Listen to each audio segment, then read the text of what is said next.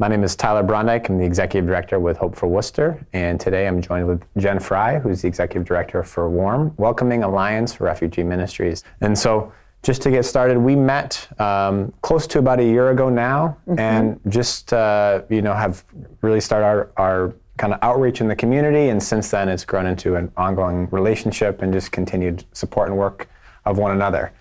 Would love to just ask, in partnership, is always got to kind of get behind an organization that you're partnering with. And so why did you want to partner or decide to work with Hope for Worcester? What was so compelling, or why do you support the work that we do? Yeah, that's a great question.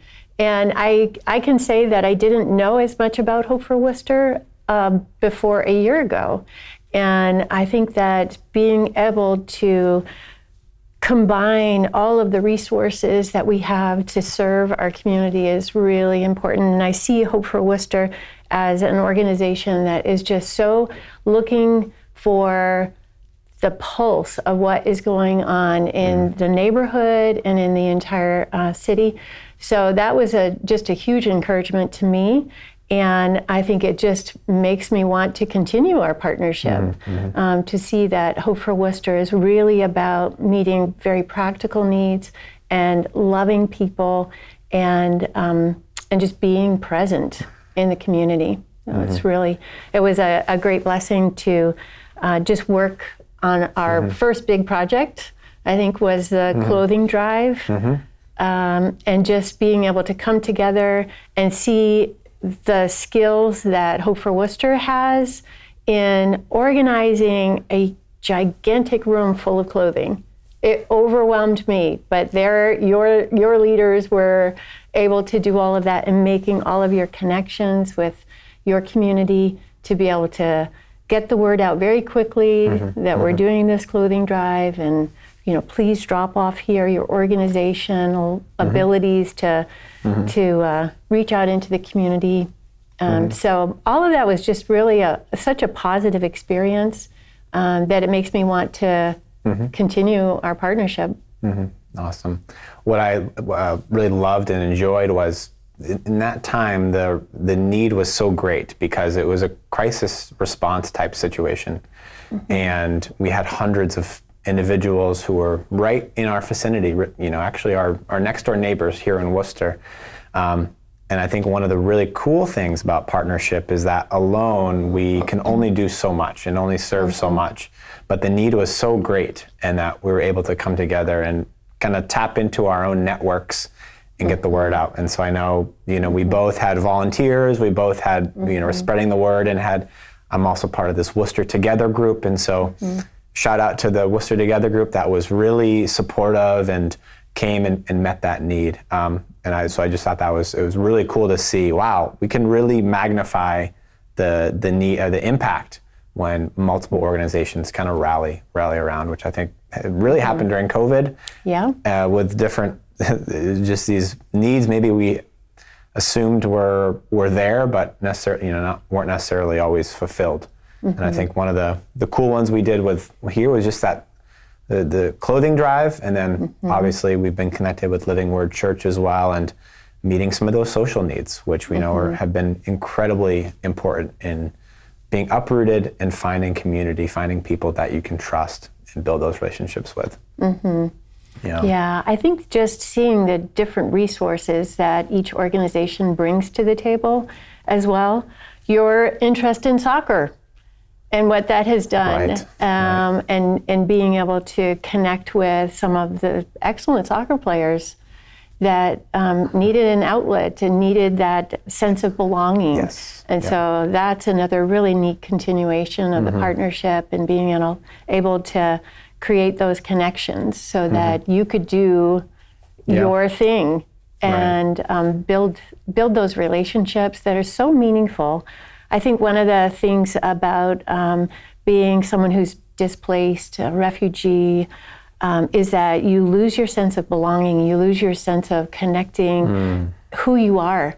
So you're no longer, part of a community. Now you're displaced and you're in this completely foreign place, and and it's just that sense of loneliness and losing the connection is a really difficult experience for displaced people. So I think that's the joy of being able to partner with Hope for Worcester and Living Word Church, is to give people a place, a physical place, but then also that space of connection and feeling welcomed. It's meant a big deal. Well, that's part of the first, I guess, word of warm is welcoming, and I think that's something that's really embodied by the work that you all do, and it was good to just even get a taste of that as well, working with you. And so for community organizations, so we're two nonprofits, and for community organizations who are maybe interested in partnering with Hope for Worcester or any other organization, with WARM or others, what advice would you have for community organizations? I think partnership is a good thing. What advice would you have in kind of some of the considerations to beginning that conversation? Yeah.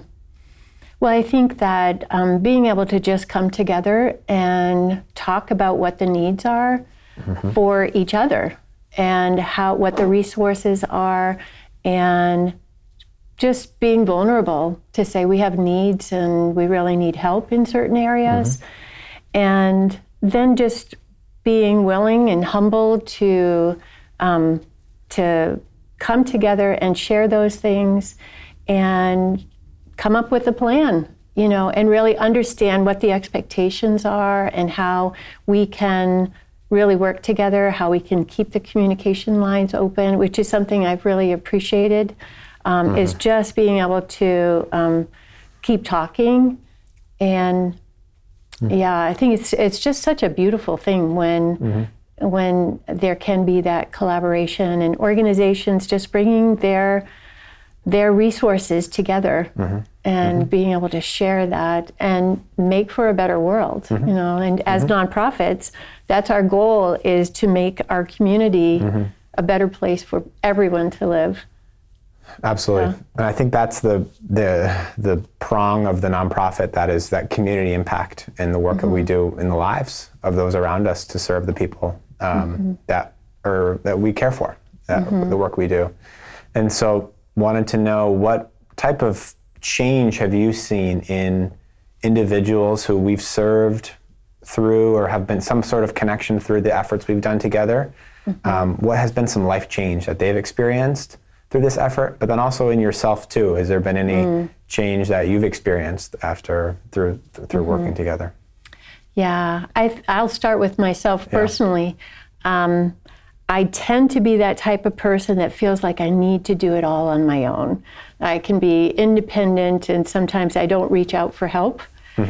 And so for me personally, it has been such a rewarding experience, and the weight was lifted of so many burdens that we could just share. And so for me, it has been really a transformative experience to just, as an organization, to say, we need you, and can you please help us?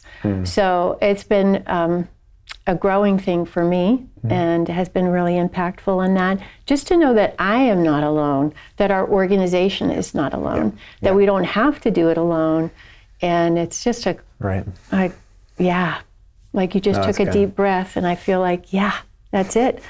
We could just breathe easy knowing that, we're all doing our part, and we can come together and just feel that encouragement. And then for all of the people that we serve, for them to come together, if I could have taken all of the pictures and heard all of the words that they said about the clothing drive and the Nowruz celebration, the New Year celebration, and coming together on Mondays, the joy, people walking in before playing soccer and just being downcast. And then one gentleman said, all of us came in, we walked in here very depressed, and we're leaving very happy because they got a chance to come together. Wow. They got to play soccer and meet new people. It was just really things that they will never, ever forget. Yeah.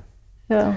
I think that's what you said in the beginning, is a sense of belonging. And I think that's a deep longing, and I think each of our hearts is to have that sense of belonging, to have the community, the people around us who are, you're not alone. Sometimes you can feel like you're the only one that's doing this, and it can be overwhelming. And I know a lot of people who are watching and listening are, I want to make a difference, make a change, but I'm just one splash in the puddle, and just an encouragement that, there's other people who are with you in this, and taking that next small step can make a big difference. It really can. Right, yeah.